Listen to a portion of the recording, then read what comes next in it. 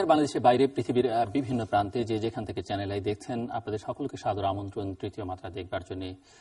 প্রিয় দর্শক, চারিদিকে আগুন, অগ্নিদগ্ধ মানুষ, পোড়া যানবাহন, লাশের গন্ধ এবং কথিত বন্দুক যুদ্ধে নিহতদের লাশ।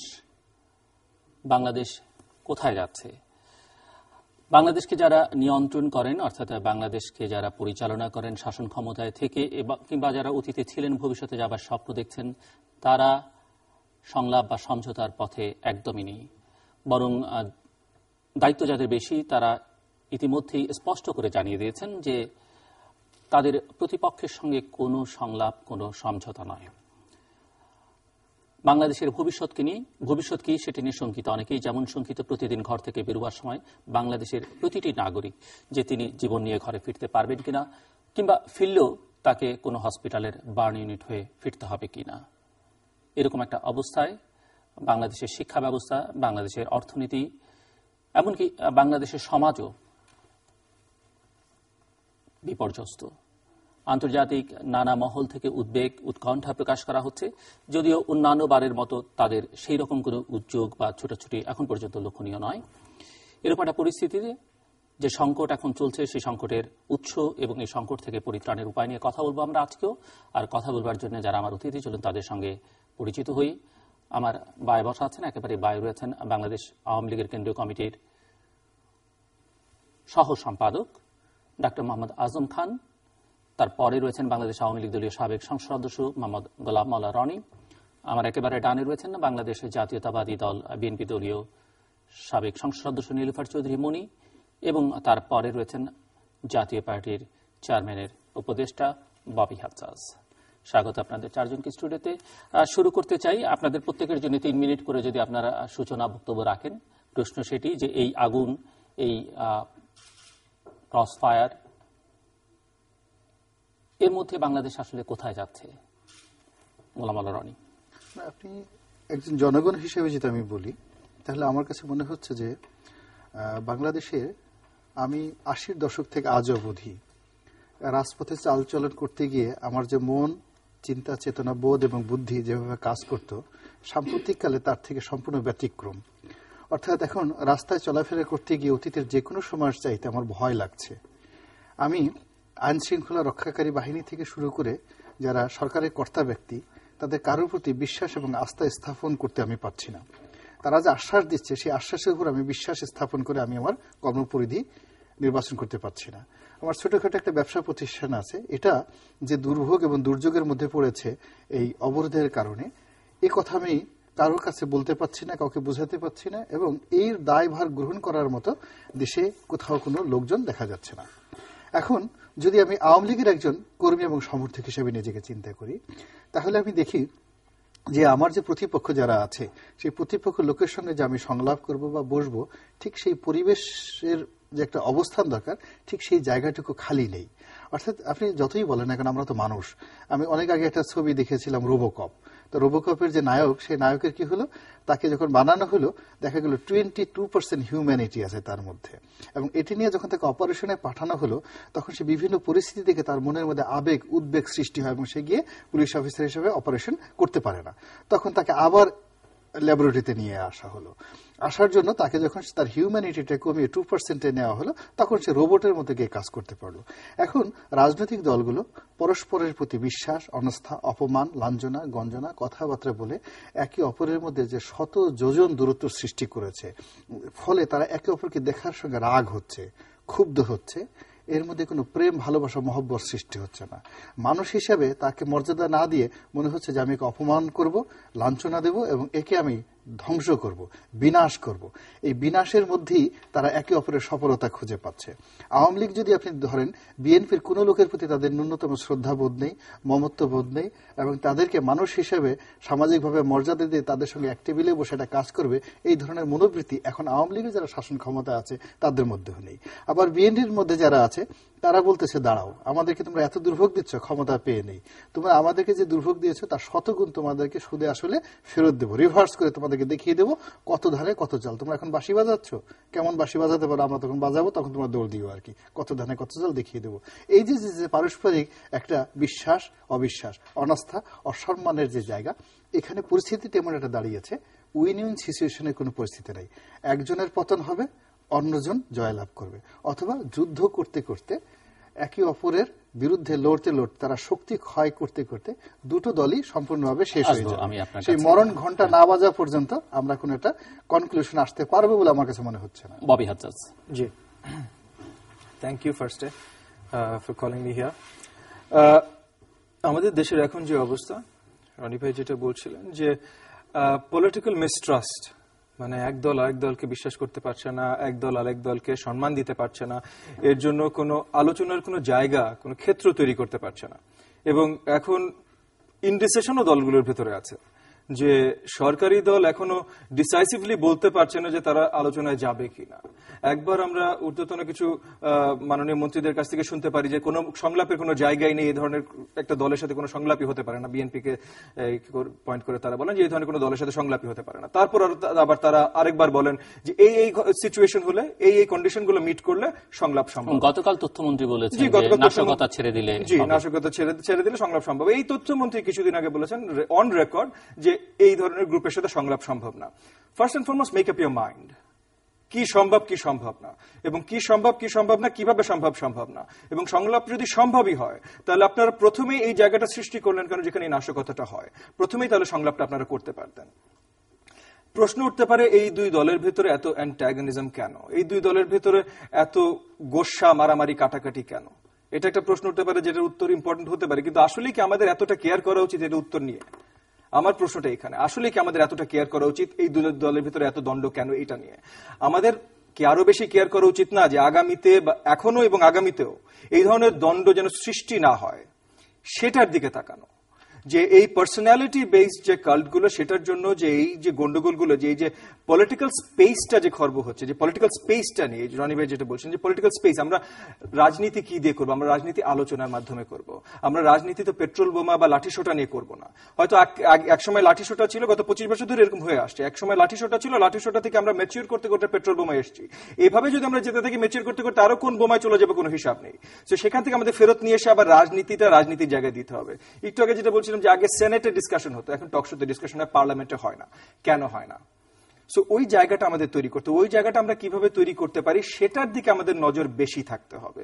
সো এখন যে এই যে ঘুরে ফিরে ওই একটা কথা আসছে যে দুই নেত্রী ডায়ালগ বা দুই, এটা অবভিয়াসলি ওনারা মহান নেত্রী, একজন কারেন্ট প্রাইম মিনিস্টার, আমাদের মাননীয় প্রধানমন্ত্রী, আরেকজন প্রাক্তন মাননীয় প্রধানমন্ত্রী, ওনাদের রেসপেক্ট আমাদের কাছে অনেক বিশাল, পুরো দেশবাসীর কাছে অনেক বড় ওনারা। কিন্তু দেশ দুইজন তিনজনের কাছে জিম্মি থাকতে পারে না। দেশটাকে বৃহত্তর 17 কোটি মানুষের হাতে দিতে হবে। এবং 17 কোটি মানুষের হাতে আমরা কিভাবে দিব? দুই দলের কোন দল?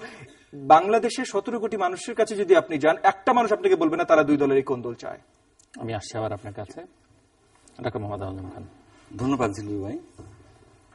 এই ফেব্রুয়ারি মাসে আমি মহান ভাষা সৈনিকদের প্রতি গভীর শ্রদ্ধা জানিয়ে এবং এই গত 35 দিনে যে পেট্রোল বোমা নিহত এবং অগ্নিদগ্ধ যারা হাসপাতালে আছে তাদের প্রতি গভীর সমবেদনা জানিয়ে আমি বলতে চাচ্ছি। প্রথমে কথা হলো যে রনি ভাই এবং ববি ভাই যে কথাগুলো বললো যে রাজনৈতিক স্পেস, ওনারা বোঝাতে চেয়েছেন যে বিএনপির সাথে সংলাপ বা আলোচনা মানে বিএনপির সাথে পলিটিক্যাল একটা অ্যাকোমোডেশন তৈরি করা। আমাদের কোনো আপত্তি নেই সেই অ্যাকোমোডেশন তৈরির জন্য, কিন্তু আমাদের সেই পয়েন্টে আসতে হবে যে আমরা কোথায় আটকে আছি। কারণ আপনার পেট্রোল বোমার মতো যেই সন্ত্রাসী কর্মকাণ্ড চলছে, এই সন্ত্রাসী কর্মকাণ্ড বিএনপি স্বীকার করছে না যে আমরা করছি। তাহলে তারা 5 তারিখে অবরোধ দেওয়ার পর থেকেই শুরু হয়ে গেল পেট্রোল বোমা মারা।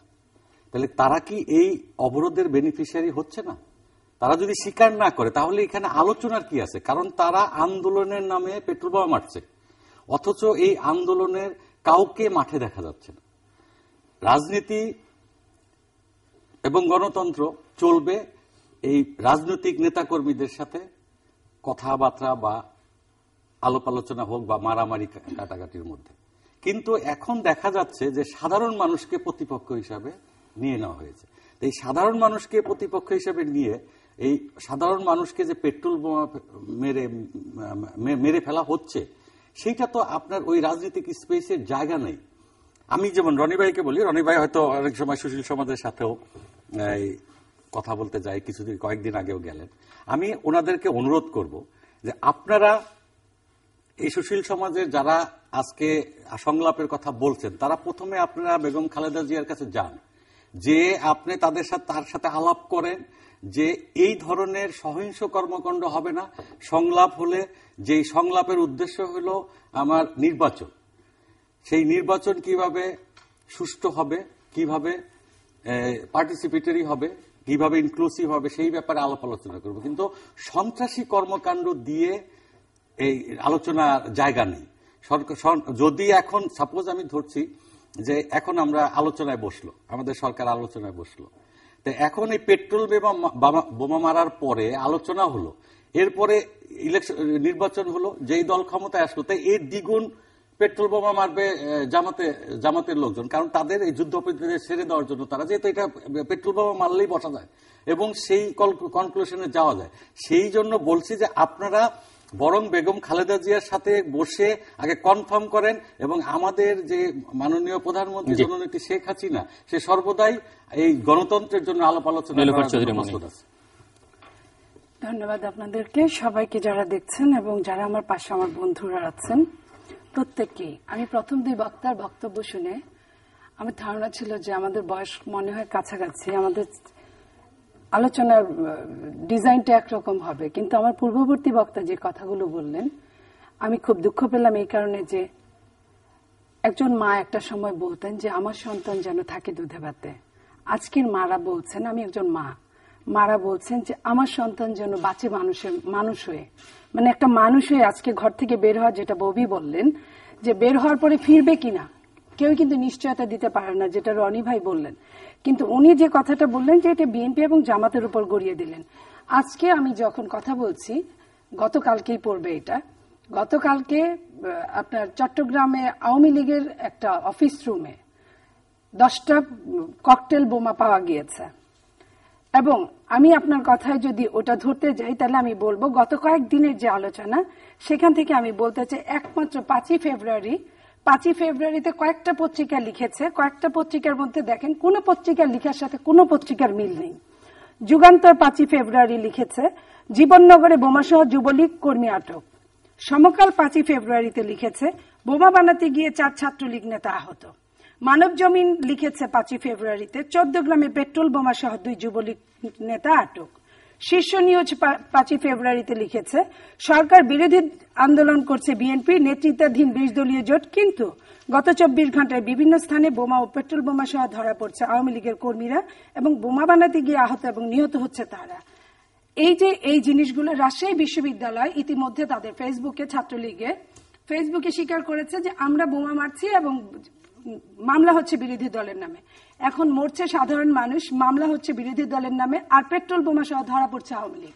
সে আওয়ামী লীগ যখন কথা বলবে, ধরেন আমি এগুলো সবই অপপ্রচার, কিন্তু ক্ষমতায় যে থাকে তাকেই দায় দায়িত্ব সম্পূর্ণ, সে চাক বা না চাক, টাকার গায়ে যেমন লেখা থাকে যে চাহিদা মাত্র বাহককে দিতে বাধ্য থাকবে, ঠিক ক্ষমতায় যারা থাকেন তাদের উপরই এটা বাধ্যতামূলক। কারণ ক্ষমতার জায়গাটা এমন, আমি যদি বলি যে 154 জন সংসদ সদস্য যারা ইল্লিগ্যাল এবং ইল্লিগ্যাল, কারণ বাবা মা ছাড়া যে সন্তান সেটাকে ইল্লিগ্যাল বলা হয়, ভোট ছাড়া যে এমপি তাকে অবশ্যই লিগ্যাল বলা হয় না, তারা সহ যে মন্ত্রী, যে প্রধানমন্ত্রী বলেছিলেন যে নিয়ম রক্ষার জন্য নির্বাচন, তারা কেন, আমি যদি ববি হাজ্জাজের কথা ধরি যে মানে তথ্যমন্ত্রী বলেছে নাশকতা ছেড়ে দিলে সংলাপ, কার সাথে নাশকতা ছেড়ে দিলা, এই যে এতগুলো প্রমাণ দিলাম।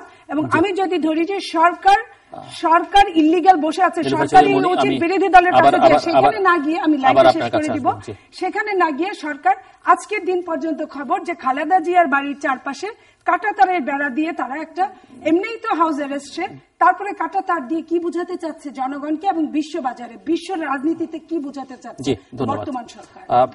ডক্টর মোহাম্মদ আজম খান, আপনি বলছেন যে পেট্রোল বোমা মারলেই, এখন আপনি যদি বিএনপির সঙ্গে বসেন তাহলে মনে হবে যে পেট্রোল বোমা মারলেই যে কাউকে আলোচনা টেবিলে টেনে আনা যায়। কিন্তু এর আগে, এই 5 জানুয়ারির আগে একটা বছর গেছে, আপনাদের যারা রাজনৈতিক প্রধান প্রতিপক্ষ তারা কিন্তু বারবার সংলাপের কথা বলেছে, আপনারা কিন্তু একবারও সাড়া দেননি, একবারের জন্য সাড়া দেননি। ধন্যবাদ জিলু ভাই। আমি মনি আপার জাস্ট 2 মিনিটের মধ্যে আনসার। আচ্ছা, মনি আপার আগে শুধু আমি যে অনেকগুলো উনি বললেন, তার সাথে আমি এখানে কয়েকটা পত্রিকা দেখা যাচ্ছি যে এখানে জামাতের উল্লেখ করে কে মানে পেট্রোল বোমা ছুটছেন, কে হামলা করছেন, আগুন দিচ্ছেন, একদম জামাতের শিবিরের সভাপতির ছবি চিহ্ন করে দিয়ে পেট্রোল বোমা ছুটছে, এইগুলো এবং ধরা পড়ছে যারা, হয়তো উনি বলবেন যে এদেরকে গভর্নমেন্ট ধরে তারপরে নাম লিখে দিচ্ছে, কিন্তু এখানে একদম ছবিতে, ঠিক আছে, আমি ছবি সহ দেখালাম, ছবি সহ দেখালাম। এখন আমি বলি জিল্লুর ভাই যে আপনি যেটা বলছেন যে আমি এই জিনিসগুলো যে নাশকতা, পেট্রোল বোমা যেটা হচ্ছে, আমি জনগণের উপরে ছেড়ে দিচ্ছি, জনগণই বিচার করবে, কারণ এই দেশে জনগণ বিচার করে এবং সময় মতো সঠিক জবাবটি দিয়ে দেয়। তো এখন আমাদেরকে সেই সংলাপে আসতে হলে, আমি সন্ত্রাসী কর্মকাণ্ড করে সংলাপে আসতে হবে, সেটা আপনি যদি দেখেন, যদি সন্ত্রাসী কর্মকাণ্ড না থাকে, বিএনপি কি কখনো, আমি প্রশ্ন করেছি যে 1 বছর তো সন্ত্রাস ছিল না, সেই সময় তো আপনি আলোচনায় বসতে রাজি হননি। 1 বছর সন্ত্রাস, এখন তো নানান কন্ডিশন দিচ্ছেন যে এটা ছাড়লে হবে, ওটা ছাড়লে হবে। এখন আমি বলছি, সেটার আমি ক্লারিফিকেশন দিচ্ছি।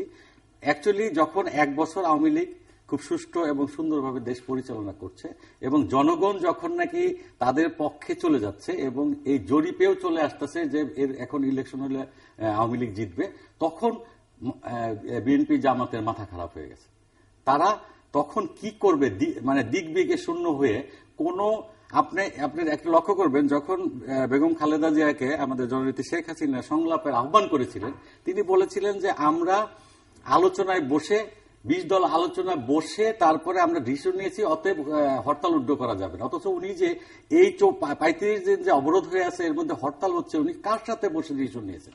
তার আগে ওনারা কোনো ডিসিশন নেয় না, হুট করে এই ডিসিশনে গেছে। অ্যাকচুয়ালি ওনারা এখন দেউলিয়া হয়ে যায়, রাজনৈতিক দেউলিয়া হয়ে যায়। চৌধুরী মরি, আপনি তো একটি হিসেব দিলেন যে আওয়ামী লীগের কোথায় কোথায় কাকে গ্রেফতার করা হচ্ছে, কিন্তু আমরা পত্রিকায় প্রতিদিনই দেখছি যে বিএনপির, যুবদলের, ছাত্রদলের, শিবিরের, জামাতের অনেকেই ধরা পড়ছেন, প্রতিদিনই গ্রেফতার হচ্ছেন, অনেকে গ্রেফতার হয়ে বন্দুকযুদ্ধে নিহত হচ্ছেন, অনেককে জনগণ ধরিয়ে দিচ্ছে। তারা কারা? এখানেই তো কথা, কবি এই জায়গায় নীরব, কারণ ওনারা তো আসলে ওনাদের মাথা ঠিক নেই। ওনারা এক এক কথা নিজেরাই, মানে এটা হলো দ্বিচারিণী বলে এটাকে বাংলায়, যেটা ডাবল স্ট্যান্ডার্ডটাকে ওনারা এই কথাগুলো প্রতিনিয়ত বলছেন। আমি যে কথাটা বলতে চাই, একজন মানুষকে, জিল্লুর ভাই, একটা গুলি কিন্তু জায়গা মতো হলে যথেষ্ট। যাদেরকে তথাকথিত এই বন্দুক যুদ্ধ বলা হচ্ছে, যাদেরকে ক্রস ফায়ারে দিচ্ছে বন্দুক যুদ্ধের নামে, তাদেরকে আপনি দেখবেন 20টা, 25টা, 30টা গুলি, এক বুকের মধ্যেই তার 5টা 10টা গুলি, এইভাবে নৃশংসভাবে। আমরা বোমার কথা যেমন বললাম, কে বা কারা অন্ধকারে মারছে আপনি জানেন, দেশনেত্রী বেগম খালেদা জিয়া। বোমা টোমা ওইভাবে মারার জন্য সম্পূর্ণতা নিষেধাজ্ঞা আছে, যে কোনো গাড়িতে ওইভাবে কোনো মানুষজন সহ যেন কোনো কিছু না হয়। আমরা নীরব অবরোধের মধ্যে যারা গাড়ি বের করে, গাড়িতে একটা ঢিল ছুটতেই পারে, একটা ঢিল, এটা গণতন্ত্রের কথাই বলে, এটা গণতন্ত্রের মৌলিক কথা। আপনি যখন আমার স্বাভাবিক শুদ্ধ কথা শুনবেন না, তখন তো একটু বাঁকা আঙ্গুল দিতেই হয়, কিন্তু সেটার জন্য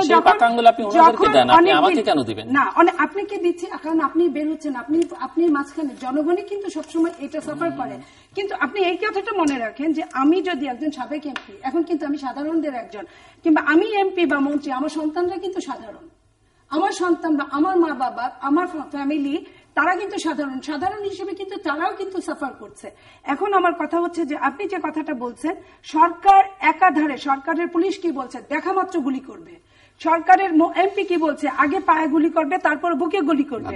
সরকারের প্রধানমন্ত্রী কি বলছে, সরকারের সর্বোচ্চ ফোরামে, আপনি সময় বললেন যে কোনদিন পেট্রোল বোমা মারা অবস্থায় কেউ দেখে না। যদি তাই দেখতো, তাহলে 14 গ্রামে আপনাদের রেলমন্ত্রী যখন বললো যে এখন থেকে ছাত্রলীগ আমার রাস্তা পাহারা দিবে, পাহারার উপর যখন গুলি পড়লো, আমি যদি বলি রেলমন্ত্রীর কথা অনুযায়ী যে ছাত্রলীগ সেই গুলি দিয়েছে, আমি যদি বলি যে ছাত্রলীগের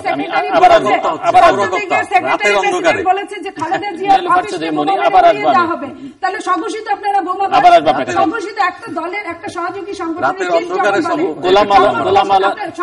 বলবেন এখানে গোলাম মাওলা রনি, আপনি বলছেন যে প্রতিপক্ষকে বিনাশের রাজনীতি, এবং এটি আসলে গত কয়েক বছর ধরে দেখা যাচ্ছে এরকম একটা প্রয়াস দুদিক থেকে আছে, এবং আপনি বলছেন দেশে এখন কোনো উইন উইন সিচুয়েশন নেই, এক পক্ষকে নিশ্চিহ্ন করবার মধ্য দিয়ে হয়তো এর একটা সমাধান হবে, অথবা লড়াই করতে করতে দুপক্ষ নিশ্চিহ্ন হয়ে যাবে, তারপরে হয়তো একটা সমাধান। কিন্তু এভাবে চলতে পারে কিনা, বা এভাবে চলতে পারে না, কিন্তু এভাবে চলছে। কতদিন চলবে বলে মনে হয়? এটা হয় কি, প্রকৃতি যতদিন বলবে। আপনি এখন বর্তমান অবস্থা দেখেন, পৃথিবীতে রাজনৈতিক ইতিহাসে দুই ভাবে মীমাংসা হয়েছে। একটা হলো যখন দুটো পক্ষ শান্তিপূর্ণভাবে ডায়ালগের মাধ্যমে, আলাপ আলোচনার মাধ্যমে সমস্যার সমাধান করতে চায়, তখন এক ধরনের সংলাপ হয়, ডায়ালগ হয়, সমঝোতা হয়।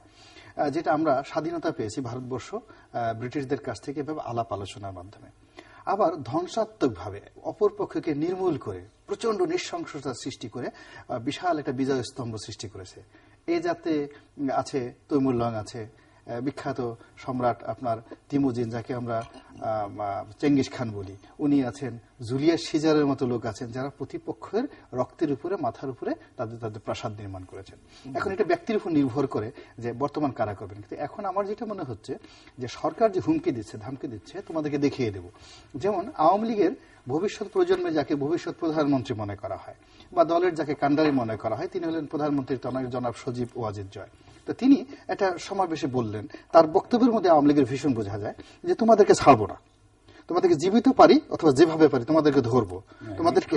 আমি একটু কারেকশন করে দিচ্ছি, এটা হলো বোমা নিক্ষেপকারীদেরকে, সন্ত্রাসীদের কি মানে মোটেই বলতে সারা পৃথিবী যেখানে সন্ত্রাসের বিরুদ্ধে। আমি একটু কারেকশন করি, সন্ত্রাসীর নিয়মটা কি? সন্ত্রাসীকে আপনি ক্রস করতে পারেন না। আমিও যদি বোমা মারি, আমাকে ক্রস ফায়ারে দিতে পারেন। ওনার এই যে মানে বলার মধ্যে হার্ডলাইন, যাতে যারা সন্ত্রাস করতেছে, যারা বোমা মারছে, পেট্রোল মারছে, আমি নিশ্চিন্তভাবে এটা বলার দরকার নেই। উনি তো সাধারণ মানুষকে আঘাত করে বলবেন না। তিনি হার্ভার্ড থেকে লেখাপড়া করা যান, একটা শিক্ষিত মানুষ, পশ্চিমা তার সাহিত্য সংস্কৃতি মনের মধ্যে। তো এরকম একটা অভিজাত মানুষ, এরকম শিক্ষিত মানুষ যখন উত্তেজিত হয়ে যান, তিনি তো আমার মতো সাধারণ আমজনতাকে মানে জীবিত ধরার কথা বলবেন। উনি নিঃসন্দেহে সন্ত্রাসী এবং বাজে লোকদেরকে কথা বলবেন। তো ওনার কথার মধ্যে বোঝা যাচ্ছে যে আওয়ামী লীগ এখন পর্যন্ত হার্ড লাইনে আছে। প্রধানমন্ত্রী কি বলছেন, যারা সন্ত্রাস করে, যারা মানুষ মারে, পুড়িয়ে মারে, তাদের সঙ্গে কিসের সংলাপ? আমি আত্মসমর্পণ করব না, আমি শেষ রক্ত বিন্দু পর্যন্ত আমি দাঁড়িয়ে থাকবো সন্ত্রাসের বিরুদ্ধে, আমি আত্মসমর্পণ করব না। ইট মিনস কি? Hard line. আমাদের র্যাবের ডিজি কি বলছেন? উনি বলতেছেন যে আমি যে অস্ত্রগুলো আমরা পেয়েছি, এটা হাডুডু খেলার জন্য না, এটা জাস্ট ফায়ার, আমরা গুলি করার জন্য আমি পেয়েছি। তোমরা অপকর্ম করবা, একদম গুলি করে দেবো। আচ্ছা, আইজি সাহেব কি বলেছেন? আজ একজন ডিআইজি সাহেব বললেন যে গাজীপুরে গিয়ে, যে আমি তোমাদের সবাইকে ডেকে হুকুম দিয়ে দিলাম, একদম গুলি করে দেবো, শুধু গুলি করবো না, গোষ্ঠী সহ গুলি করবো। এই যে জায়গাতে আছে, একটা মিনিট শেষ করে দিচ্ছি, এটা হলো 30 সেকেন্ড। আচ্ছা, 30 মিনিট, অর্থাৎ হার্ড লাইন আছে। এখন সেই হার্ড লাইন করতে গিয়ে তারা আসলে পারবেন কি পারবেন না, আইন শৃঙ্খলা রক্ষাকারী বাহিনী, এইটি ব্যাপারে আমার বক্তব্যটা আমি পরবর্তী এপিসোডে বলবো। জি, ববি হাজ্জাজ, আপনি মাননীয় দুই নেত্রীর কথা বলেছেন যে তারা দুজনই মাননীয়, এবং এই মাননীয়দের হাতে আসলে দেশ জিম্মি থাকতে পারে না, দেশের মানুষ জিম্মি থাকতে পারে না। কিন্তু দেশের মানুষ তো এই দুজনের বাইরেও যাচ্ছেন না। আচ্ছা, আমি দুজনের ডিসকাশনে দুই একটা কথা বলে তারপর আপনার প্রশ্নের উত্তরটা দিতে চেষ্টা করব। প্রথমত, গণতন্ত্র মানে গাড়িতে ঢিল ছোড়ার অধিকার না। গণতন্ত্র মানে অন্য কারো ক্ষতি করা বা কোনো নাশকতার অধিকার না। সেটা গণতন্ত্র হতে পারে না। গণতন্ত্র ইনস্টিটিউশনের মাধ্যমে হয়, এবং গণতন্ত্রের রাজনীতি আলোচনার মাধ্যমে হয়। এটা মোটামুটি আমাদের সবার প্রথমত মেনে নিয়ে তারপর কথা বলতে হবে। অন্য সব কথা আগে, এটা তারপর অন্য সব কথা। নাশকতা চলছে, যেই নাশকতার জন্য দায়ী তাকে সেটার জন্য দায়িত্ব নিতে হবে, সেটা আজকে নিক, যেভাবে নিক।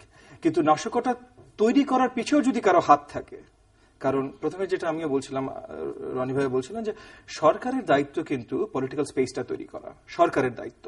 পলিটিক্যাল স্পেসটা যদি তৈরি হতো, তাহলে এই নাশকতাটা যদি হতো, তখন সরকারের উপরে আর কোনো দায়িত্ব থাকতো না। সেটা যারা নাশকতা করছে শুধু তাদেরই দায়িত্ব থাকতো। কিন্তু পলিটিক্যাল স্পেসটা তৈরি করা হয়নি, সো এই দায়িত্বটা আছে। আরেকটা জিনিস, অপোজিশন পার্টি কিন্তু এখন অফিশিয়ালি, এটা একটা নাম, তো নামটার একটা ডেফিনেশন আছে। অপোজিশন পার্টি এখন অফিশিয়ালি জাতীয় পার্টি। বাংলাদেশ ন্যাশনালিস্ট পার্টি এর আগের পার্লামেন্টে অপোজিশন পার্টি ছিল, এখন তারা অপোজিশন পার্টি না, এখন তারা পার্লামেন্টারি পার্টি না, এখন অপোজিশন পার্টি, জাতীয় পার্টি। এবং আমার মনে হয় আমাদের সবসময় কথা বলার সময় সেটা একটু মেনেই কথা বলা উচিত, কারণ সবকিছু তো ওয়েল ডিফাইন্ড। আমরা বলতে পারি যে previously opposition party, not now. তো পলিটিক্যাল অ্যাকোমোডেশনের কথা আজম ভাই বলছিলেন যে আমি এই কথাটা বলেছি, আমি পলিটিক্যাল অ্যাকোমোডেশনের কথা আসলে বলিনি, আমি এটা দিয়ে শুরু করছিলাম, কথাটা শেষ করতে পারিনি। আমি বলিনি যে ডায়ালগ হতে হবে আওয়ামী লীগ বিএনপির ভিতরে, আমি এটাও বলিনি, যদিও আমার নেতাই বলছেন, এবং হয়তো এই মুহূর্তে এটা দেশের জন্য ভালো হবে যদি ডায়ালগ হয়, কিন্তু শুধু আওয়ামী লীগ বিএনপির ডায়ালগ না, সবার ডায়ালগ, সবাই একসাথে। আমরা বারবার ভুলে যাই যে এই দেশে রাজনৈতিক পরিচয়ের আরো লোকজন আছে, আওয়ামী লীগ বিএনপির বাইরেও লোকজন আছে, ভোটও আওয়ামী লীগ বিএনপির বাইরে আছে, লিডারশিপও আওয়ামী লীগ বিএনপির বাইরে আছে, সেটা পার্লামেন্টে তাকান, এই ডেস্কে তাকান, যেখানেই তাকান আমরা আছি। সো শুধু আওয়ামী লীগ বিএনপি সংলাপ বলতে হবে না, সবাইকে নিয়ে সংলাপ। এবং গত 5ই জানুয়ারি ইলেকশন আগেও পল্লীবন্ধু হোসেন মোহাম্মদ এরশাদ বলেছিলেন, আমরা সবাই বলেছিলাম, সবাই মিলে সংলাপ করে আমরা একটা ডিসিশন নিয়ে ইলেকশনের দিকে যাই। পলিটিক্যাল রেভলিউশনের কথা রনি ভাই বলছিলেন যে দুই ভাবে হয়, আলোচনার মাধ্যমে হয় বা কোন দলের মাধ্যমে হয়। আসলে যেখানে ডেমোক্রেসি নেই, মানে ইনস্টিটিউশনস, ডেমোক্রেসির যে ইনস্টিটিউশনগুলো সেগুলো যেখানে যে জায়গাটা সেখানে এইগুলোর বিস্তার নেই, সেই জায়গায় কোনো সময় আলোচনার মাধ্যমে কোনো রেভলিউশন হয়নি, কোনো চেঞ্জ হয়নি। এবং যেইখানে আলোচনার মাধ্যমে চেঞ্জ হয়েছে, যে কিছুদিন আগে ইংল্যান্ডে আমরা একটা রেফারেন্ডাম দেখলাম যে স্কটল্যান্ড বাইরে যাবে কিনা, বাইরে যাবে কিনা, তার আলাদা হবে কিনা। এখানে কেন হয়েছে এটা? কারণ ওখানে ডেমোক্রেটিক ইনস্টিটিউশন গুলো শক্ত, সো এই আলোচনার একটা জায়গা ছিল। আমি জাস্ট কুইকলি একটু, আচ্ছা ঠিক আছে, তাহলে আমি এরপরে শেষ করব। যেখানে গোলাম আল্লাহ রনি শেষ করেছেন এবং আপনার কথা যেটি বোঝা গেছে এবং যেটি আমরা সরকারের দিক থেকে হয়তো ডক্টর মোহাম্মদ আজম খানও সে কথাই বলবেন যে পুরো সংকটটিকে এখন সরকারের দিক থেকে মনে হচ্ছে যে রাজনৈতিক বিবেচনা থেকে দেখা হচ্ছে না, এটিকে রাজনৈতিক সংকট মনেও করছেন না। অনেকের বক্তব্য আমরা শুনেছি এবং তারা মনে করেন যে আইন শৃঙ্খলা রক্ষাকারী বাহিনী দিয়ে প্রশাসনিকভাবে সেটি দমন করা সম্ভব, এমনকি জরুরি অবস্থা, সেনাবাহিনী এগুলোর কথাও বিবেচনা না হচ্ছে না। আইন শৃঙ্খলা রক্ষাকারী বাহিনীর যে সামর্থ্য সেটি যথেষ্ট। যদিও আমরা 5ই জানুয়ারির পর থেকে লক্ষ্য করছি যে 7 দিন করে ইতিমধ্যে 4, 7, 28, 32, 33, 34 দিন পার হয়ে গেছে, সম্ভবত 35 দিন পার হয়ে গেল, কিন্তু কোনো সমাধান হচ্ছে না। বরং কিছুটা পিছু টান দিয়ে এখন আইজিপি বলছেন যে রাত 9টার পরে দূরপাল্লার গাড়ি না ছাড়বার জন্য, যিনি একসময় যেমনটি একসময় বলেছেন যে সংলাপ নয়, সমঝোতাও নয়, সমাধান হবে রাজপথে, তিনি এখন বলছেন যে সব মিলিয়ে যেখানে গোলাম আল্লাহ রানী শেষ করেছিলেন, আমার প্রশ্ন এটি যে এটিকে রাজনৈতিক সংকট হিসেবে না দেখে অন্য কোনো সংকট হিসেবে দেখবার কোনো সুযোগ আছে কিনা, এবং এটিকে প্রশাসনিকভাবে আইন শৃঙ্খলা রক্ষাকারী বাহিনীর হাত দিয়ে এই সমস্যার কোনো সমাধান বের করে আনা সম্ভব কিনা। গোলাম আল্লাহ রনি, তারপর আমি বাকিতে বক্তব্য শুনব। প্রসঙ্গত হলো যে এখন পক্ষসমূহ যারা হুমকি ধামকি দিচ্ছেন বা মাঠে আছেন, ময়দানে আছেন, আমার কাছে মনে হচ্ছে যে খেলাধুলার যে বলটা, সেই বলটা কারো হাতে নেই। এর কারণটা হলো যে আওয়ামী লীগ বলছে যে পাড়া মহল্লাতে সংসদ সদস্যদেরকে বলছে যে আপনারা নির্বাচনী এলাকায় গিয়ে পাড়া মহল্লাতে গিয়ে এত প্রতিরোধ গড়ে তুলুন।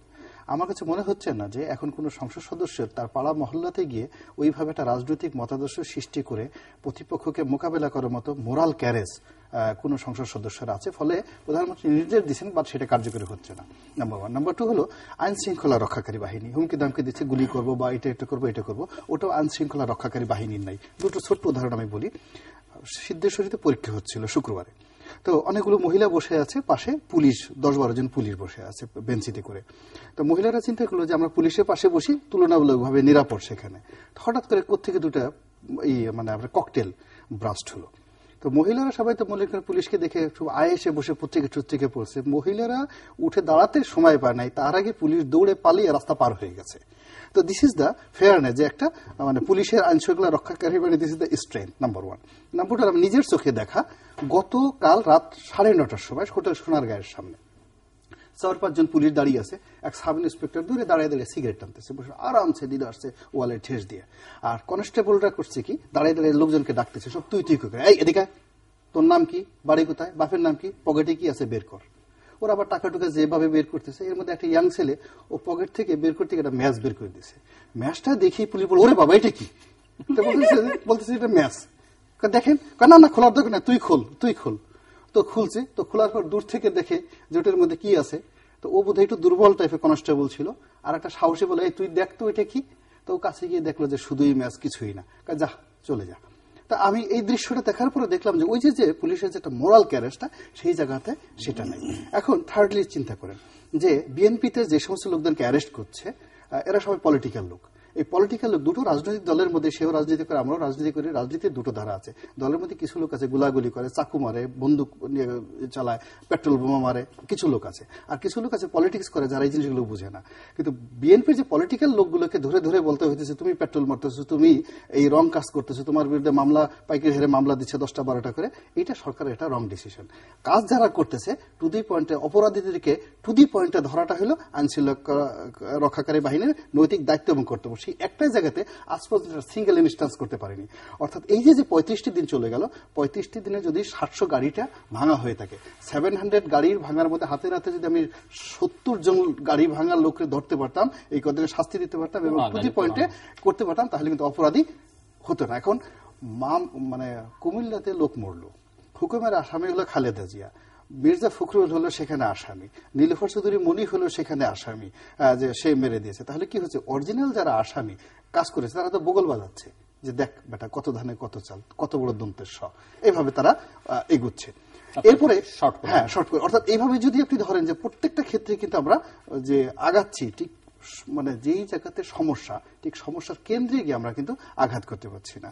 তো এখন আবার যদি ধরেন বিএনপির কথাই যদি ধরি, আপনার কি মনে হয় এই যে গত 8-10 দিন যাবৎ বিএনপি অফিসটা একটা সম্পূর্ণভাবে নিরবচ্ছিন্নভাবে বিচ্ছিন্ন, তাদের ডিসকানেকশন নাই, ইলেকট্রিসিটি, মানে অনেক কিছু নাই সেখানে।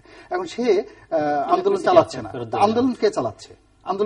আন্দোলন যেখান থেকে চালাচ্ছে সেই জায়গাতে যদি আপনি হিট না করেন, তাহলে তো আপনি সমস্যার সমাধানে যেতে পারবেন না। জি আচ্ছা, আপনি রনি ভাই কথাগুলো আমি অ্যাড করবো, বাট তার আগে আরেকটা জিনিস বলে নিই। দেখেন আপনারা দুজনে, আমাদের দুজন রিপ্রেজেন্টেটিভ, একজন আওয়ামী লীগের সিনিয়র রিপ্রেজেন্টেটিভ রনি ভাই আওয়ামী লীগের, বাট উনি আওয়ামী লীগকে মোর ডিরেক্টলি বোধহয় এই টেবিলে রিপ্রেজেন্ট করছেন, উনি বিএনপি কে ডিরেক্টলি রিপ্রেজেন্ট করছেন। তো দুটো বড় দলকে আপনি রিপ্রেজেন্ট করছেন। আপনাদের কথা না শুধু আমরা না, দেশবাসীও কিছু দেখতে চায় যে আমরা কোথায় নিয়ে যাচ্ছেন, আপনার দেশকে নিতে চান। আমরাও চাই শুনতে, আমরাও বলতে চাই, অ্যাড করতে চাই। কিন্তু আপনাদের দুজনের ভিতরে কথাটা আলোচনা হচ্ছিল না। এখানেও কিন্তু আপনাদের একটু ঝগড়াই হচ্ছিল। একজন লিস্ট দিলেন খবরের কাগজে কোথায় কোথায় এসছে, আরেকজন খবরের কাগজ বের করে করে ক্যামেরায় দেখালেন। তো আমি চাই আপনারা যখন ক্যামেরায় দেখান, আপনারা সাদা কাগজ দেখান, কারণ 1/11 পর এই সাদা কাগজে ম্যান্ডেট দিয়ে দিয়েছিল বাংলাদেশের জনগণ। আপনাদের এই সাদা কাগজে ম্যান্ডেট দিয়ে দিয়েছিল, আপনারা লেখেন, এবার আপনারা লেখেন, লিখে আমাদেরকে একটা দেশ দেন, যেই দেশ নিয়ে আমরা সবাই গর্ববোধ করতে পারি। 5 বছর ভুল ত্রুটি আপনাদের হয়েছে, সবার হয়, সেটা ঠিক আছে।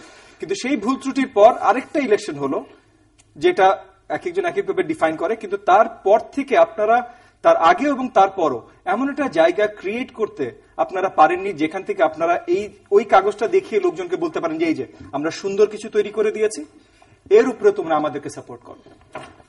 এবং আপনাদের বিপরীতে, আপনাদের বিপক্ষে বিএনপিও আমার মনে হয় এমন কিছু করতে পেরেছে যেখানে তারাও এরকম কিছু একটা দেখাতে পারবে যে আমরা সুন্দর কিছু তৈরি করে দিয়েছি, আমাদেরকে সাপোর্ট করো। এবং যখন এখন আপনারা আসছেন দেশের এই ক্রাইসিস পয়েন্টে, যখন আমরা কথা বলছি, এবং একটু আগে আমি বলছিলাম যে আমরা এখন এই সব ফোরামে কথা বলতে পারি, পার্লামেন্টে তো আমাদের লোকজন বেশি কথা বলতে পারেন না, কিন্তু এইসব ফোরামে যখন কথা বলছি, আপনারা একবারও বলছেন না যে আচ্ছা ঠিক আছে এইভাবে আমরা চলেন নতুন কিছু লিখি, আমরা নতুন কিছু করি, নতুন একটা জায়গায় যাই। খবরের কাগজগুলো দেশবাসী জানে, টেলিভিশনে পড়ছে খবরের কাগজ, তারাও পড়ছে, আমরাও পড়ছি। আপনি যেগুলো খবরগুলো দিচ্ছেন সেগুলো আমরা পড়ছি, উনি যে খবরগুলো দিয়েছে সেগুলো আমরা পড়ছি। কে কে কি করছে দেশবাসী আমরা জানি। আমরা জানতে চাই কই যাব এবং কোথায় যাব, সেটার জন্য কিন্তু আপনাদের সবাইকে, আমাদের সবাইকে একসাথে দাঁড়াতে হবে। এবং সেটার জন্য আমি যেটা বলছিলাম যে সেটার জন্য প্রথমত আমাদের দরকার হলো এই জায়গাটা থেকে বেরিয়ে আসা, যে আমাদের সবকিছু করবো, আমাদের সবকিছু ফাইট। এই লিমিটেড পলিটিক্যাল রিসোর্সেস এর উপরে কে আমরা হার্ডলাইনে যাওয়া যাবে, ধরতে পারবো, সে কে আমরা এটা নিয়ে নিতে পারবো, কার আন্ডারে আমরা থাকতে পারবো, এই জায়গা থেকে বেরিয়ে আসা। আপনারা সবাই এই দেশের নেতৃত্ব দিচ্ছেন, 17 কোটি মানুষ আপনাদের দিকে তাকিয়ে আছে, আমাদের সবার দিকে তাকিয়ে আছে। যে 17 কোটি মানুষ দেখতে চাই আমরা তাদেরকে কি দিতে পারি, এবং তাদেরকে একটা সমাধান দিতে হবে। সমাধান যদি পুরনো উপায় আমরা দিতে না পারি, তাহলে আগামীতে নতুন উপায় দিতে হবে। আপনি জিলু ভাই একটা প্রশ্ন করে আমাকে শুরু করেছেন, যে প্রশ্নের উত্তর আমি দিতে পারিনি, যে আমরা কিভাবে আসবো, কোথায় যাব।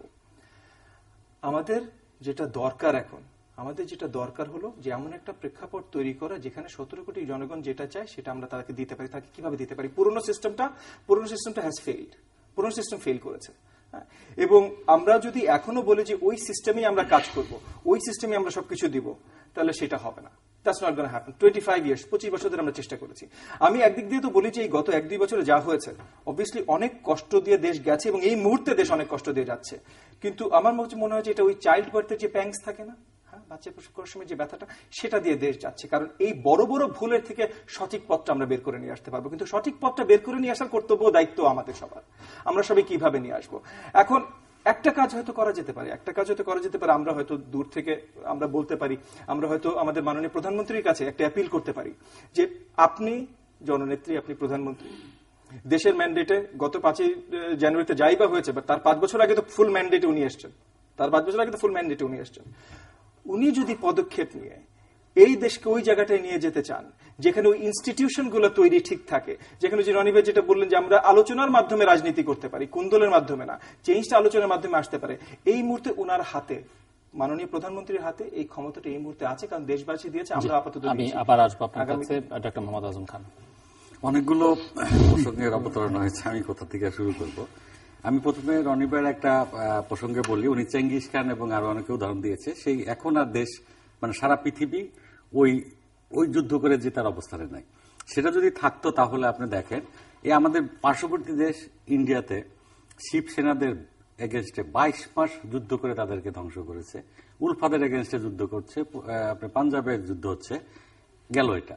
আপনি নাদেল যখন টুইন টাওয়ারে প্লেন নিয়ে চলে গিয়েছে, লাদেনকে তো আলোচনার জন্য ডাকে না, লাদেনকে সারা পৃথিবী খুঁজে তাকে হত্যা করেছে। আপনি ফ্রান্সে রিসেন্টলি যে ঘটনাগুলো, ফ্রান্সে জার্মানিতে, ফ্রান্সে সেখানে কি ওই ইয়েদেরকে নিয়ে, ওই সন্ত্রাসীদেরকে নিয়ে, যাকে আমরা ইউরোপিয়ান ইউনিয়নকে সভ্য রাষ্ট্র হিসেবে পৃথিবীতে চিন্তা করি, তারা তো ডাইরেক্ট শুট অ্যান্ড ডাউন করে দিয়েছে। হ্যাঁ, তাহলে আপনি যে পেট্রোল বোমা মেরে আমার নিরীহ জনগণকে মেরে ফেলছে, তাদেরকে শুট ডাউন করলে যদি আপনাদের এত মায়াকার না হয়, তাহলে তো দেশে শান্তি আসবে না। কারণ জননেত্রী শেখ হাসিনা সে প্রথম থেকে সন্ত্রাসীদের বিরুদ্ধে যুদ্ধ ঘোষণা করেছে। এবং আপনি দেখেন, উনি এই 6 বছর যে দেশ চালিয়েছে, সারা পৃথিবীতে সন্ত্রাসীদের বিরুদ্ধে তার অবস্থান সুস্পষ্ট হয়েছে এবং সমস্ত জায়গা থেকে প্রশংসা পেয়েছে। আর আপনি বললেন যে দেশটাকে কিছু দিতে হবে। গত 6 বছরে সারা পৃথিবীর, আমি পিছনে যেতে চাচ্ছি না, সারা পৃথিবীর সমস্ত সূচকে বাংলাদেশ রোল মডেলে পরিণত হয়েছে। সেই ক্ষেত্রে আপনি গত 1 বছরে আওয়ামী লীগ গভর্নমেন্ট এমন কি কাজ করলো যে মানে এইরকম অপরাধ হরতাল দিয়ে পেট্রোল বোমা মেরে মানুষ মারা হবে? হ্যাঁ, আমার কথা হলো জননেত্রী সুস্পষ্ট ডিক্লারেশন যে এই সন্ত্রাসীদের বিরুদ্ধে আওয়ামী লীগ, যথা জননেত্রী শেখ হাসিনা, মাননীয় প্রধানমন্ত্রী কোনোভাবে আপোষ করবেন না। কারণ উনি সন্ত্রাসীদের বিরুদ্ধে সর্বদাই যুদ্ধ করতে রাজি আছেন এবং ওনার নিজের জীবন বাজি রেখে উনি যুদ্ধ করবেন। এখন আরেকটা কথা বলছেন যে এই প্রতিপক্ষকে ঘায়াল করার জন্য, বা রনি ভাই সুন্দর গল্প বলে আমাদেরকে এই ঘটনার ক্রম বলছেন। আপনি দেখেন, আপনি তো এখানে কোনো যুদ্ধ হচ্ছে না, এটা চোরাগপ্তা ভাবে রাতের অন্ধকারে কোথাও থেকে বেরিয়ে এসে পেট্রোল বোমা মেরে পালিয়ে যাচ্ছে। দিনের বেলা খুব কম ঘটনা, এই পর্যন্ত যত ঘটনা ঘটেছে এবং যত বেশি বার্ন হয়েছে তার ম্যাক্সিমাম রাতের বেলায় ঘটনা।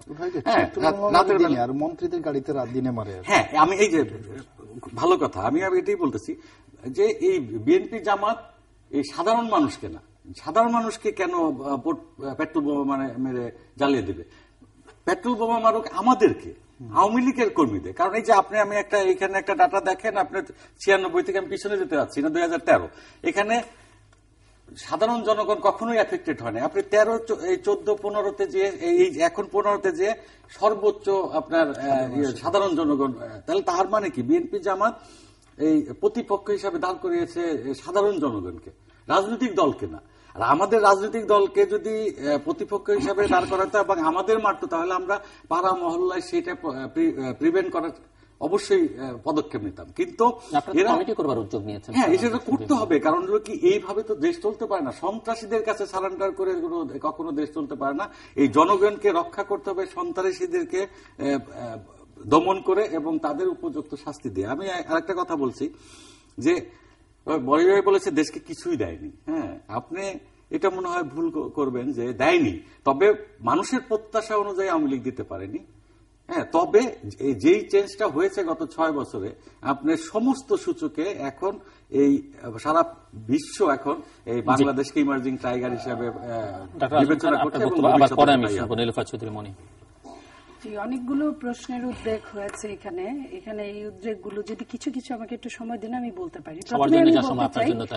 প্রথমেই বলতে চাই আমাদের একজন সহকর্মী এখনকার, যে উনি বলেছেন অপোজিশন পার্টি জাতীয় পার্টি।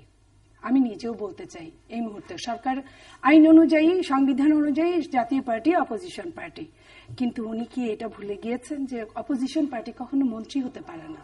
অপোজিশন পার্টির কাজই হলো ছায়া সরকার হিসেবে কাজ করা, সরকারের সমালোচনা করা।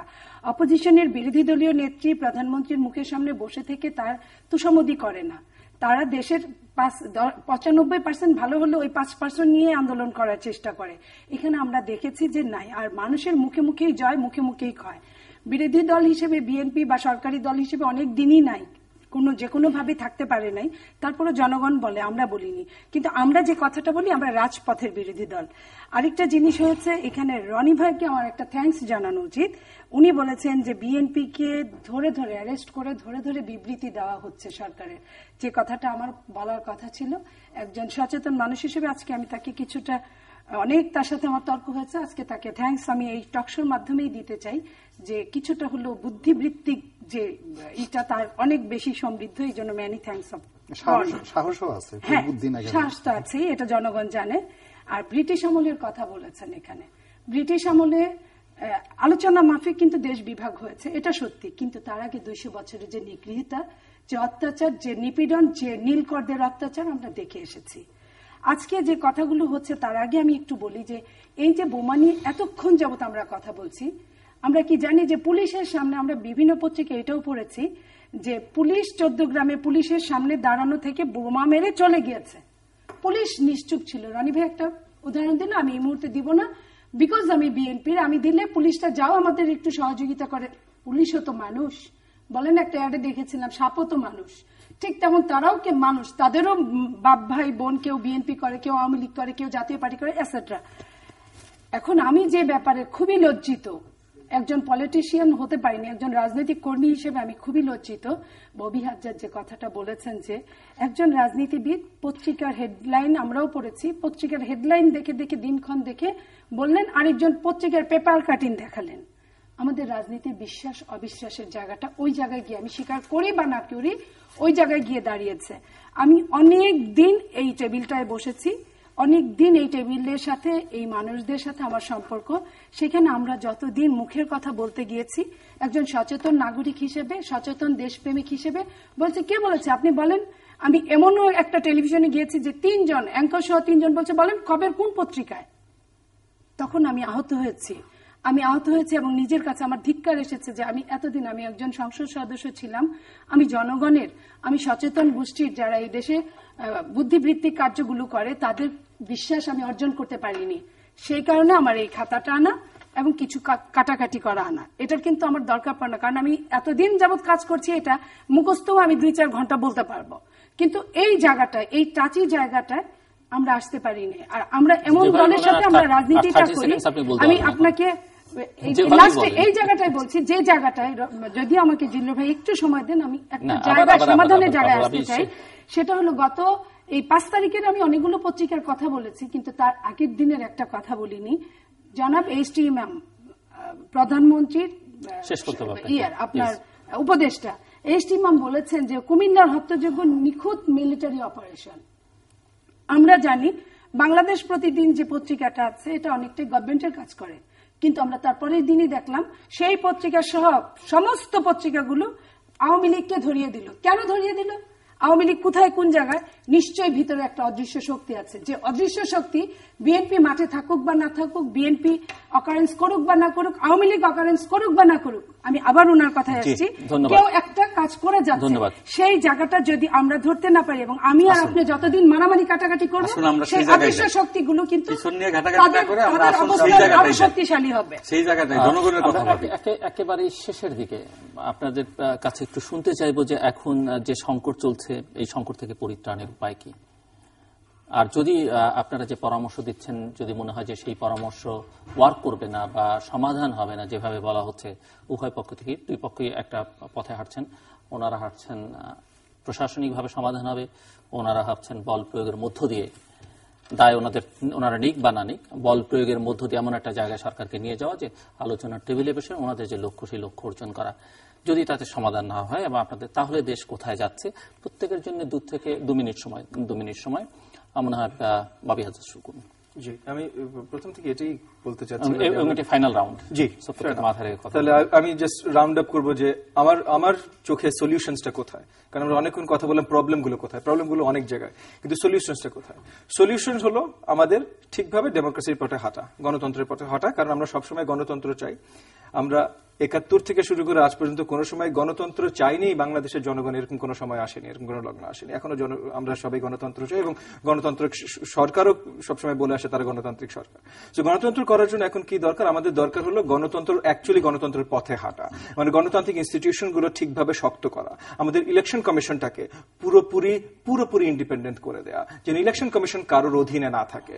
আমাদের পুলিশ ফোর্সেস কিন্তু আমি যদি জানি এখনো খুব মানধাতা আমলের আইন দ্বারা operated police forces, এবং আমি যতদূর জানি যে একটা special panel including doctor Kamal Hossain and few others, যারা খুবই এমিনেন্ট আমাদের লিগাল মাইন্ডস, তারা 111 এর ওই সময়টার আশেপাশে নতুন একটা পুলিশ ফোর্সেস এর আইন তারা অফার করেছিলেন, বা তারা that come up with some sort of new framework, যেখানে আর কি আমরা পুলিশ ফোর্সেসকেও কিছুটা পলিটিক্যাল চাপের থেকে ইন্ডিপেন্ডেন্ট করতে পারি।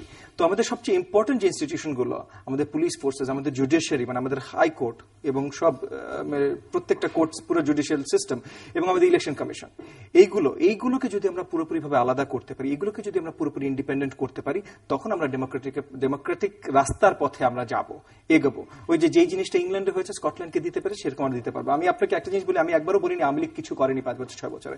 আমি বলেছি যে যেই সাদা কাগজটা তারা পেয়েছিল, ওই সাদা কাগজটা যত সুন্দরভাবে সাজাতে পারতো তারা, এবং যত সুন্দরভাবে জনগণের প্রত্যাশা ছিল তারা সাজাবে, তত সুন্দরভাবে তারা সাজায়নি, তার আশপাশ দিয়েও না।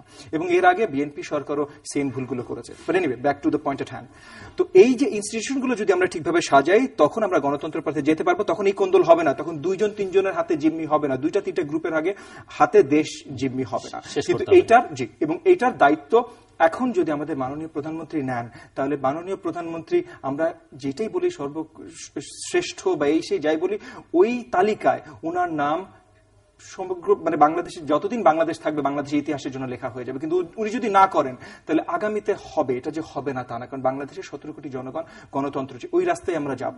তো আমার আশা, এবং আমি চাই আমরা সবাই মিলে এই আশাটা ওনার কাছে জানাই যে উনি আমাদেরকে এই রাস্তাটা আমাদের এখন সময় এসে গেছে সিদ্ধান্ত নেওয়ার ক্ষেত্রে, অর্থাৎ আমরা কি গণতন্ত্রের পথে হাঁটবো না গণতন্ত্র বহির্ভূত অন্য কোনো জিনিস আমরা পছন্দ করব। যদি গণতন্ত্রের পথে আমরা হাঁটি, তাহলে গণতন্ত্রের যারা স্টেক হোল্ডার আছে, আমাদের যারা পার্টনার আছে, সেই পার্টনারকে আমার পার্টনার মনে করতে হবে। এখন যারা এই গণতন্ত্রের মাঠে রাজনৈতিক দল আছে, সে ছোট হোক বড় হোক, সমান হোক প্রতিপক্ষ হোক, সবাইকে মর্যাদার আসন দিতে হবে এবং গোয়ার্তমি করা চলবে না এবং অহংকারকে ত্যাগ করতে হবে। কিন্তু ইদানিংকালে যে জিনিসটা হচ্ছে, আমাদের প্রচন্ডভাবে অহংকার আমাদেরকে পেয়ে বসেছে। অর্থাৎ অহংকার হলো সেই জিনিসটি, যে জিনিসটা আমার নেই, আদতে নেই, অথচ আমরা সেই জিনিসটি দেখানোর জন্য সব সময় চেষ্টা করে আসছি। এখন সরকারি দল বলছে আমরা সর্বময় ক্ষমতার অধিকারী, আমার অনেক ক্ষমতা আছে। বিরোধী দল সেখানে বলছে যে তোমার এই ক্ষমতাকে মাটির সঙ্গে ধূলিসাৎ করে দেওয়ার মতো সমস্ত ক্ষমতা আমাদের রয়ে গেছে। তাহলে দুই পক্ষ যে হুমকি ধামকি দিচ্ছে, হুমকির কিন্তু ফান্ডামেন্টাল কোনো কিছু নেই। এখন যারা সমাজের সাধারণ যারা ড্রাঙ্কার, এই যে পেট্রোল বোমা কারা মারছে, কোনো সুস্থ মানুষ তো মারছে না। একটা পরিবারে বকে যাওয়া একটা ছেলে, তাকে কোনো মতে কিছু টাকা দিয়ে, 1000-2 টাকা দিয়ে তার হাতে একটা পেট্রোল বোমা ধরে দিয়ে বলছে মেরে আসো গাড়িতে। বেসিক্যালি এই কাজটাই কিন্তু মূলত হচ্ছে, এবং এই সন্ত্রাসের মাধ্যমে কখনোই পরিপূর্ণভাবে একটি সুন্দরতম সমাধানে আসা যাবে না। আবার সরকারি দল যদি মনে করে যে এটি একটা নিরবচ্ছিন্ন খালি সাধারণ সন্ত্রাস, তাহলে সমাধান হবে না। কারণ এই সন্ত্রাসের পিছনে বিভিন্ন রাজনৈতিক ইতিহাস রয়েছে, যে রাজনৈতিক ক্ষতগুলো সরকারি দল তৈরি করে ফেলেছে। ফলে এই যে সন্ত্রাস, এই সন্ত্রাসের সঙ্গে সঙ্গে রাজনৈতিক যে সহিংসতাটা, এটাকেও বাদ দেওয়া যাবে না। দুটাকে একীভূত করে আলোচনার টেবিলে আসতে হবে, নিজেদেরকে বুঝতে হবে যে অ্যাকচুয়ালি আমি কি। আমি আপনাকে একটা উদাহরণ বলে আমার বক্তব্য শেষ করবো। ধরুন এখন আমরা বড় বড় কথা বলছি, আমাকে সিলেটের খুব বড় একজন নেতা, আমি নাম বলবো না, একসময় তিনি পরপর 2 বার সিলেট যখন পৌরসভা ছিল নির্বাচিত চেয়ারম্যান ছিলেন। কথাবার্তা শুনে মনে হলো হি ইজ 80 বছরের মতো তার বয়স হবে। উনি বললেন যে রনি ভাই, আমি দুঃখের কথা কি বলবো, নেতৃত্ব বলেন যে এলাকাতে দুর্গ গড়ে তুলবো, এই কাজ করো। তা আমি সমস্ত নেতাকর্মীদের ডাকলাম, তারা সবাই বললো যে ভাই আমরা তো সব এলাকা ছাড়া। তো বললো যে আরে ছাত্রলীগ যুবলীগ তোমরা এলাকা ছাড়া কেন? আমাদের যেই এলাকাতে ছাত্রলীগ যুবলীগের প্রাধান্য আছে আমরা সেখানে ওদের প্রতিপক্ষকে তাড়াই দিচ্ছি, আর যে এলাকাতে বিএনপি জামাতের আছে সেই এলাকাতে আওয়ামী লীগের লোকজন পালিয়ে আছে। অর্থাৎ পুলিশের ভয়ে বিএনপি জামাতের লোকগুলো পালিয়ে আছে, আর বিএনপি জামাতের ভয়ে ছাত্রলীগ যুবলীগের লোকগুলো পালিয়ে আছে। এই গেল রাতের ঘটনা। দিনে করে কি বড় বড় নেতারা শহরে তারা বলে যে আমরা কোনো গলির মধ্যে যাই না। গলির মধ্যে যাই না কেন? যদি আমরা গলির মধ্যে যাই ওই প্রতিপক্ষের লোক টান দিয়ে এসে করে কি কলার ধরে একটা টান দিয়ে থাপ্পড় দিয়ে চলে যায় সেখান থেকে। এই অপমান তো আমরা দিনে দুপুরে আমরা রাস্তায় বেরোতে পারি না। And this is the real scenario of the country. আমি সবশেষে এইটুকু বলতে চাই যে দেশ আজকে যে জায়গায় গিয়ে থেমে আছে বা চলমান, সে জায়গাটাকে অনেকেই যুদ্ধ বলছে। খুদ সরকারি দলের নেতারাও বলছে, বিরোধী দল তো আছেই, আমরা তো ময়দানেই আছি। কিন্তু নির্বাচনের জন্য আমরা ইতিহাস যদি ঘাটাই দেখি, পৃথিবীর অনেক বড় বড় দেশগুলো নির্বাচনকে কেন্দ্র করে দ্বিধা বিভক্ত হয়ে গিয়েছে। আজকে বাংলাদেশের একটা জায়গা নিয়ে, এটা দ্বিধা বিভক্তর কথা বলে নাই, কিন্তু এই নির্বাচন নিয়ে যে জায়গায় গিয়েছে সেটা যদি যুদ্ধংদেহী হয়, আমি প্রথমেই বলবো যে বিরোধী দল মানে রাজপথের বিরোধী দল তাদের পেছানোর আর কোনো অয় নাই। বিএনপি একটা গণতান্ত্রিক দল, গণতান্ত্রিক দল এখন ধ্বংস হওয়া ছাড়া কোনো উপায় নাই যদি পিছিয়ে যায়। আপনার মাধ্যমে আমি সমস্ত জাতীয়তাবাদী শক্তিকে বলছি আজকে তাদের পিছানোর কোনো অয় নাই। খালেদা জিয়া অ্যারেস্ট হলো, পিছানোর অয় নাই। একমাত্র এখানে একটাই অয় আছে, সেটা মাননীয় প্রধানমন্ত্রী। উনি যদি চান যে এই দেশে ছাত্রলীগ তার সন্তান, যেভাবে উনি বলেন আমি তা পছন্দ করি তার বলার ধরনটাকে, ঠিক ছাত্রদল ছাত্র শিবির প্রত্যেকটা সন্তান এই দেশের যিনি প্যারেন্টস তারই সন্তান, এটাই স্বাভাবিক। উনি যদি মনে করেন, উনি প্রথমেই পুলিশকে যে বলছেন যে তোমরা যা খুশি করো গুলি করো, আমি সেটার দায়িত্ব নিব, সেটা না বলে যে তোমরা কেউ গুলি করো না, অ্যারেস্ট করো, আমি তাদের সাথে কথা বলবো। হতে পারে খালেদা জিয়ার সাথে কথা বললেন না, কিন্তু 5টা মৃত্যুর হাত থেকে উনি রক্ষা করতে পারেন। এবং তারপরে উনি যেটা করবেন, ক্ষমতা কখনোই চিরস্থায়ী না, চেয়ার রিভলভিং, সবসময় চেয়ার। আপনি চান বা না চান, আপনার ওই চেয়ারে আপনি সারা জীবন বসতে পারবেন না, আমি চাই বা না চাই। Same thing prime minister and বিরোধী দলীয় নেত্রী। সেই জায়গায় উনি যদি মনে করেন যে হ্যাঁ এই দেশকে আমি ভালোবাসি, এই দেশের জন্য আমার বাবা দিয়ে গিয়েছে, শেষ রক্তটাও দিয়ে গিয়েছে, আমিও এই দেশেই মরতে চাই, জন্মেছি, সো এই দেশের কল্যাণে আমি কিছু ভালো কাজ করব, আমি আলোচনায় বসবো। বাংলাদেশে প্রথিতযশা বুদ্ধিজীবী, সমাজজীবী সবাইকে নিয়ে উনি যদি একটা কথা বলেন, বসেন এবং নির্বাচনের তারিখ দিন। জনগণ ওনাকে পছন্দ করলে জনগণ ভোট দিবে, জনগণের ভোটের উপর তার কেউ মারামারিটা হবে না, আমরা আশা করি এত কিছুর পরে। এই জিনিসটা আমি মনে করি যে একমাত্র একটাই রাস্তা খোলা আছে, সেটা মাননীয় প্রধানমন্ত্রীর। আমি তার ইল্লিগ্যাল ভোটের পরেও তাকে, যেহেতু সে ওই চেয়ারে বসছে, আমি তাকে মাননীয় প্রধানমন্ত্রী বলছি এবং তাকে আমি অনুরোধ জানাচ্ছি জাতির উদ্দেশ্যে, জাতির মাধ্যমে, যে উনি যেন ইমিডিয়েট বসেন। অন্তত আমরা চাই না একটা ছাত্র শিবির দিয়েও কোনো মৃত্যু আমরা কামনা করি না, কোনো গ্রেনেড হামলা কামনা করি না, আমরা র্যাব দিয়েও কোনো মানে তথাকথিত আমরা বন্দুক যুদ্ধ কামনা করি, আমরা কামনা করি এই দেশটা আবার নতুন করে গড়ে উঠুক। অনেক কথা অবতারণা হয়েছে, এখন মনে আপনারা অনেকগুলো কথা দুইবার বলেছে। আমি অপোজিশন পার্টি সম্বন্ধে বলেছেন, হ্যাঁ সেটা অপোজিশন পার্টি আছে এবং রাজপথে সমাধান হবে বলেছেন মনে আপা। রাজপথে আপনারা কেউ নেই, বিএনপি জামাতের কোন লোক নাই, ভয় পাচ্ছি না আমরা ভয় পাচ্ছি। আমি বলছি যে আমরা ভয় পাই না, আমরা ভয় পাচ্ছি হলো এই যে নিরীহ মানুষ এই বোমা মানে পেট্রোল বোমা হামলায় যে ঝলসে যাচ্ছে, মারা যাচ্ছে, সেইটার আমরা আমাদের হৃদয় কাঁপছে, সেইটার ব্যাপারে আমরা ভয় পাচ্ছি। আদারওয়াইজ রাজপথে আপনারা নামেন, আমরা দলীয়ভাবে সেই রাজপথের সেই সমস্যা সমাধানের মোকাবেলা করতে আমরা রাজি আছি, 1 নম্বর। আর বনিয়াপা বারবার পেপার কাটিং কথা দেখে বলেছেন, উনি যেহেতু একটা ফিরিস্তি দিয়েছে যে ছাত্রলীগের ছেলেরা এই কাজগুলো করেছে, যার জন্য আমি পেপার কাটিং দেখাইলাম, তাদের একদম ছবি দেওয়া সহকারে গোল করে দেওয়া আছে তারা কি কাজটি করছে। আচ্ছা, এইটা গেল একটা। আপনি বনিয়াপা ডাবল স্ট্যান্ডার্ডের কথা আগে বলেছেন। গণতন্ত্র যদি আপনারা চান, এইমাত্র আপনি বললেন যে এখান থেকে পিছিয়ে যাওয়ার আর কোনো উপায় নাই, তো আপনি যদি গণতন্ত্র চান, পিছিয়ে যাওয়া কেন? গণতন্ত্র চাইতে হইলে আপনাকে পিছানোর কোনো এই রিজিট থাকা যাবে না, আলাপ আলোচনা করতে হবে। কিন্তু আমি তো বলেছি যে আলাপ আলোচনা করতে তো অসুবিধা নাই, আপনি আলাপ আলোচনা আমি কার সাথে করব? আপনার সেই স্পেসটা পেতে হলে আপনাকে এই যুদ্ধ অপরাধীদের বিচার হচ্ছে তাদের পক্ষ নিয়ে যদি আপনি বসতে চান তাহলে তাদেরকে ছাড়ানোর জন্য এটা অনেক আলোচনা হয়েছে। আমি যদি বলি তাহলে মওদুদ সাহেব প্রেস কনফারেন্স করে বলেছে যে এই যুদ্ধ অপরাধীদের বিচার করা যাবে না, এগুলা অনেক কথা আছে।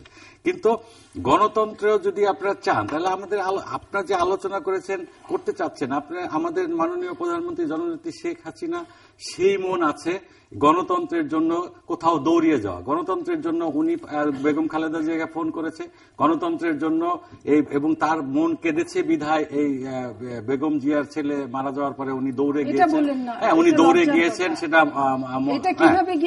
আচ্ছা প্লিজ, হ্যাঁ আপনারা অনেক কথাই বলবেন। এই যে এই কথাগুলো বলার আপনাদের ডাবল স্ট্যান্ডার্ড গুলো রচনা করছেন সেটাই প্রবলেম হচ্ছে। তবে আমি জনগণের উপরে ছেড়ে দিলাম এই পেট্রোল বোমা কে মারছে, এই সন্ত্রাসী কে করছে। আচ্ছা, ববি ভাই যেটা বলেছে গণতন্ত্র দরকার, ইলেকশন, আমি বারবার এই কথাটা বলছি যে আপনি যদি নির্বাচন চান, গণতন্ত্র চান, তাহলে আমাদের প্রথম ইলেকশন কমিশনকে শক্তিশালী করতে হবে। আসুন তাহলে আমরা কিভাবে একটা ফ্রি ফেয়ার ক্রেডিবল ইলেকশন করতে পারি সেই ব্যাপারে আলোচনা করি। আলোচনা করে আমরা সেই সিদ্ধান্তে আসি যে আমরা এই দেশে একটা গণতন্ত্রের প্রাতিষ্ঠানিক রূপ দেবো এবং জননেত্রী শেখ হাসিনা উনি সেটাই চান। শেষ প্রান্তে আমরা তৃতীয় মাত্রা সম্পর্কে আপনি লিখতে পারেন ডাক, ইমেল, SMS এর মাধ্যমে, ইন্টারনেট, আমাদের অফিসিয়াল ওয়েবসাইট অথবা সোশ্যাল নেটওয়ার্কগুলোতে যেসব পেজ আছে সেসব পেজে আপনাদের মতামত রাখতে পারেন।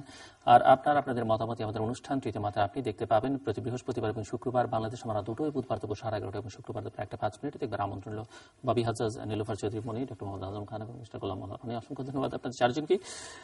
দর্শক মণ্ডলী, আমার চার অতিথি নানাভাবে তর্ক বিতর্ক করেছেন, কোথাও একমত হয়েছেন, ভিন্নমত পোষণ করেছেন, নানান পরামর্শ দিয়েছেন এবং পরামর্শগুলো যদি না শোনা হয় তাহলে তার সমাধান কি হবে সেটিও তারা নিজ অবস্থান থেকে বলবার চেষ্টা করেছেন। কিন্তু আমরা লক্ষ্য করছি যে গোটা বাংলাদেশ জুড়ে বিক্ষিপ্তভাবে বিচ্ছিন্নভাবে নানান জায়গায় নানান সময়ে আগুনে পুড়ছে বাস, গাড়ি, রেল এবং সেই সঙ্গে মানুষ, এবং যারা ভুক্তভোগী তাদের চোখের জল আমরা দেখতে পাচ্ছি, যদিও সেই চোখের জল হয়তো এই আগুন কখনোই নেভাতে পারবে না। যারা নেভাতে পারবেন তাদের প্রতি আর্তি জানিয়েছেন আমার এই টেবিল থেকে আমার অতিথিদের কেউ কেউ, যে তারা যদি একটু সংলাপ করেন, সমঝোতায় আসেন তাহলে হয়তো এই আগুন নিভতে পারে। কিন্তু লক্ষণ সেটিও বলছে না, ক্রমশ বরং আমরা দেখতে পাচ্ছি আগুনে মৃতের সংখ্যা বেড়ে চলেছে বিচার বহির্ভূত হত্যাকাণ্ডে মৃতের সংখ্যা, অর্থাৎ প্রতিদিনই বাংলাদেশে মৃতের যে মিছিল সেটি বিস্তৃত থেকে বিস্তৃততর হচ্ছে এবং এই অবস্থার অবসান আমরা চাই। এখানে আলোচনা উঠে এসছে যে বাংলাদেশ ঠিকই ঘুরে দাঁড়াবে, বাংলাদেশের মানুষের অতীত ইতিহাস যা বলে সেখানে নেতা নেত্রীরা যে পথে হাঁটুন না কেন মানুষ ঠিকই কোনো না কোনো সময় ঘুরে দাঁড়াবে। কিভাবে ঘুরে দাঁড়াবে এবং সেই সময়টাতে সৃষ্টিকর্তা কিংবা প্রকৃতি কিভাবে তাকে সহায়তা করবে বলা দুরূহ। তবে শুভবুদ্ধির উদয় না হলে যারা এই অশুভ প্রক্রিয়ার সঙ্গে নানাভাবে যুক্ত আছেন নানান অবস্থান থেকে, তাদের দিন বোধ করি সামনের দিনগুলোতে খুব একটা ভালো হবে না। দর্শক, আমাদের সঙ্গে থাকবার জন্য অসংখ্য ধন্যবাদ, আপনাদের সবার জন্য শুভকামনা।